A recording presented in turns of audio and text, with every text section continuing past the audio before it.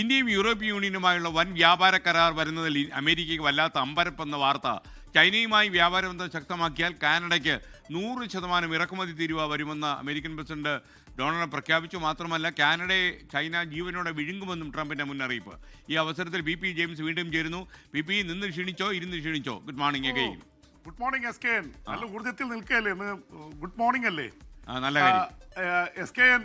അപ്പോൾ കാര്യങ്ങൾ ഇന്ത്യയെ അമേരിക്ക കൈവിട്ടു എന്ന് തോന്നിയപ്പോൾ ബദൽ സംവിധാനമായിട്ട് ഇന്ത്യ കണ്ടിരിക്കുന്നത് 27 രാജ്യങ്ങളുള്ള യൂറോപ്യൻ യൂണിയനുമായിട്ട് വലിയ രീതിയിലുള്ള വ്യാപാര ബന്ധം സ്ഥാപിക്കാൻ തീരുമാനിച്ചിരിക്കുന്നു. അതിൻ്റെ പ്രഖ്യാപനം മിക്കവാറും റിപ്പബ്ലിക് ദിന പരേഡിൽ പങ്കെടുക്കുന്ന യൂറോപ്യൻ നേതാക്കളാണ് അതിൽ വെച്ച് ഉണ്ടാവുമെന്ന് അല്ലെങ്കിൽ അതിന് ശേഷം ഉണ്ടാവുമെന്ന് പ്രതീക്ഷിക്കുന്നു. എന്തായാലും വലിയ രീതിയിലുള്ള കരാറാണ് വരാൻ പോകുന്നത്. 27 രാജ്യങ്ങളുമായിട്ട്, യൂറോപ്യൻ രാജ്യങ്ങളുമായിട്ടാണ്, ബ്രിട്ടനും ഫ്രാൻസും അടക്കമുള്ള രാജ്യങ്ങളുമായിട്ടാണ് ഇന്ത്യയുടെ വലിയ വ്യാപാര കരാർ വരാൻ പോകുന്നത്.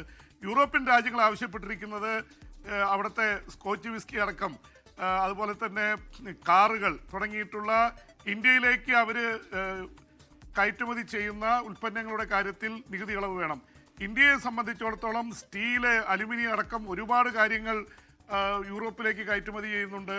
അപ്പോൾ ഇതിലൊക്കെ വലിയ രീതിയിലുള്ള ഇറക്കുമതി തീരുവ കുറച്ചുകൊണ്ടുള്ള വലിയൊരു വ്യാപാര കരാറാണ് വരുന്നത്. ബ്രിട്ടനുമായിട്ട് അതുപോലെ ഒരു കരാർ India ഒപ്പിട്ടിരുന്നു S K N.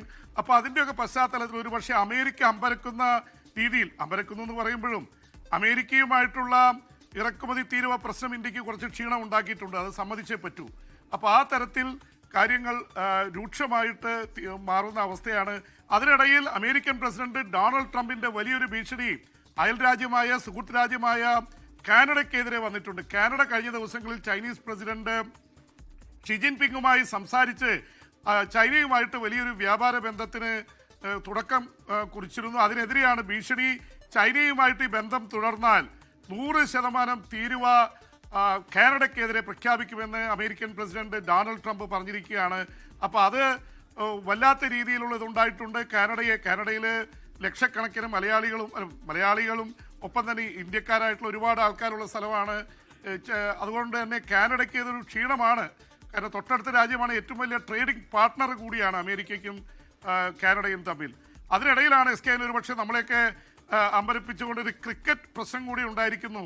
India Bangladesh ബന്ധം വഷളായ സാഹചര്യത്തിൽ പാകിസ്ഥാൻ കൂടി ഇന്ത്യയിൽ ക്രിക്കറ്റ് കളിക്കുന്നതിൽ നിന്ന് മാറുമെന്ന് പറയുന്നു. അപ്പോൾ പാകിസ്ഥാനും ബംഗ്ലാദേശും അടുക്കുന്നു. ഇന്ത്യയുമായിട്ടുള്ള ബന്ധം കട്ട് ഓഫ് ചെയ്യുന്ന തരത്തിലേക്ക് കാര്യങ്ങൾ പോയിക്കൊണ്ടിരിക്കുകയാണ്. ഇങ്ങനെ തുടങ്ങി വെനിൻസുലയിലും സുഡാനിലും എല്ലായിടത്തും പ്രശ്നങ്ങളാണ്. ഒരുപക്ഷെ എസ് കെ ചോദിച്ചൊരു ചോദ്യത്തിന് മറുപടി പറയാതെ പോയത്, ഇസ്രായേൽ പ്രസിഡന്റിനെ ഇസ്രായേൽ പ്രധാനമന്ത്രി വിലക്കി എന്ന വാർത്ത വലിയ ചർച്ചയായിരിക്കുകയാണ്. ദാവോസിലെ പീസ് ബോർഡിന്റെ ഉദ്ഘാടന ചടങ്ങിൽ ഇസ്രായേല് പ്രസിഡന്റ് പങ്കെടുക്കണമെന്ന് അമേരിക്ക നിർബന്ധിച്ച് ആവശ്യപ്പെട്ടിരുന്നു. പക്ഷേ ഇസ്രായേൽ പ്രധാനമന്ത്രി വിലക്കി. അവിടെ പങ്കെടുക്കാൻ പോകാൻ, സ്വിറ്റ്സർലൻഡിൽ പോകാൻ ഇസ്രായേൽ പ്രധാനമന്ത്രിക്ക് കഴിഞ്ഞില്ല. ഇന്റർനാഷണൽ ക്രിമിനൽ കോർട്ട് അദ്ദേഹത്തിന് ശിക്ഷ വിധിച്ചിട്ടുണ്ട്. അവിടെ പോയാൽ അറസ്റ്റ് ചെയ്യുമെന്ന് സ്വിറ്റ്സർലൻഡ് പറഞ്ഞുകൊണ്ടാണ് ഇസ്രായേൽ പ്രധാനമന്ത്രി ബെഞ്ചമിൻ നെതന്യാഹു സ്വിറ്റ്സർലൻഡിൽ പോകാതിരുന്നത്. പ്രസിഡന്റിനോട് പങ്കെടുക്കണ്ട എന്ന് പറഞ്ഞു. യഥാർത്ഥത്തിൽ പ്രധാനമന്ത്രിയേക്കാൾ മേലെ നിൽക്കുന്ന ആളാണ് പ്രസിഡന്റ്, പക്ഷേ അയാളെ പങ്കെടുപ്പിക്കാൻ സമ്മതിച്ചില്ല എന്ന വാർത്ത കൂടി വരുന്നുണ്ട്. ലോകത്തെവിടെയായാലും ഏത് സമയത്തും 24 വാർത്തകളും ഓഗ്മെന്റഡ് റിയാലിറ്റി പാക്കേജുകളും എക്സ്പ്ലെയിനറുകളും വിശദമായി കാണാൻ ഞങ്ങളുടെ യൂട്യൂബ് ചാനൽ നിങ്ങൾക്ക് സബ്സ്ക്രൈബ് ചെയ്യാം.